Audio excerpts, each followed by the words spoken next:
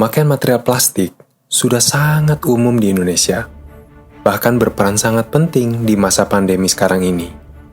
Apakah Sobat Prima Plasindo sempat terbayang bagaimana awal mula berkembangnya industri plastik di Indonesia?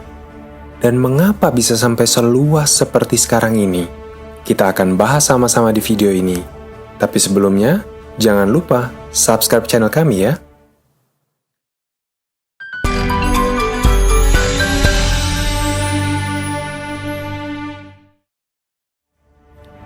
Material plastik telah digunakan lebih dari 60 tahun di Indonesia untuk memenuhi kebutuhan masyarakat Indonesia. Karakter plastik yang mudah dibentuk dan tahan lama menjadi alasan material ini menjadi pilihan utama dalam industri manufaktur.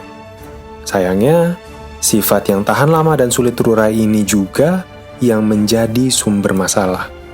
Cikal bakal material plastik ini pertama kali berawal dari penemuan ahli kimia Inggris, Alexander Parkes, di tahun 1862. Dia menggunakan serat tanaman hijau atau selulosa untuk membuat material dasar yang memiliki karakter transparan, lentuk saat panas, dan mengeras saat dingin.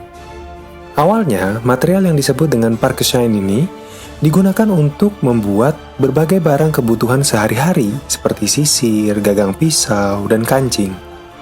Namun, karena banyak ahli kimia yang tertarik dan bereksperimen dengan bahan tersebut, akhirnya bahan tersebut berkembang dengan pesat dan muncul banyak jenis baru, seperti rayon, nilon, akrilik, polietilen, dan polimer, dengan cakupan aplikasi pemakaian yang jauh lebih luas daripada sebelumnya.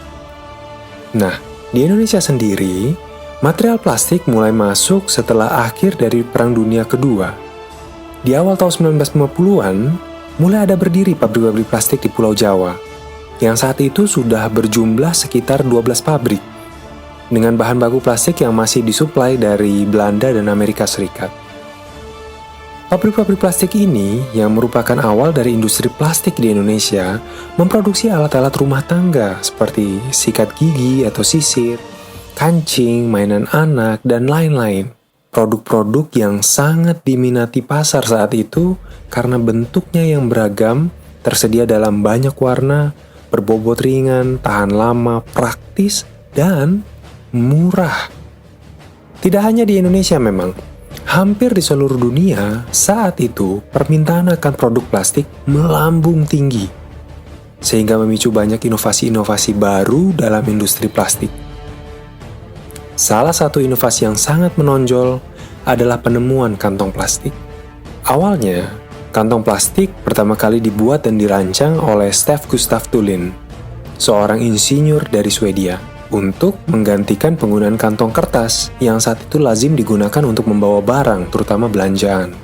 Penggunaan kantong kertas dinilai oleh Thulin bisa membahayakan kesehatan hutan akibat dari penebangan yang bertujuan untuk memenuhi kebutuhan kertas saat itu. Jadi, dia membuat kantong plastik dengan tujuan awal menjadikannya sebagai alternatif yang lebih ramah lingkungan karena bisa digunakan berulang-ulang dan tidak berbahan dasar kayu.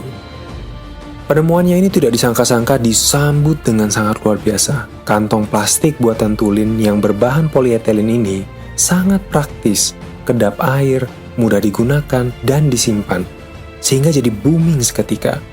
Permintaan kantong plastik yang tinggi ini juga langsung disambut oleh banyak pabrik-pabrik plastik, termasuk di Indonesia. Banyak pabrik-pabrik baru bermunculan di berbagai daerah di Indonesia untuk memenuhi permintaan pasar akan produk kantong plastik.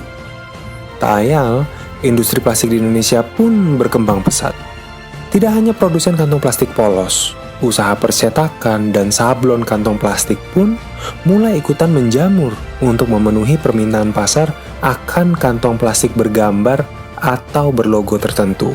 Tidak lama kemudian, babak baru industri plastik di Indonesia ditandai oleh berdirinya pabrik pipa air plastik PVC pertama di Indonesia pada tahun 1962 yang memproduksi pipa plastik bermerek Pralon, merek yang begitu tertanam dalam diri masyarakat Indonesia sampai-sampai semua merek pipa PVC di Indonesia disebutnya dengan sebutan Pralon.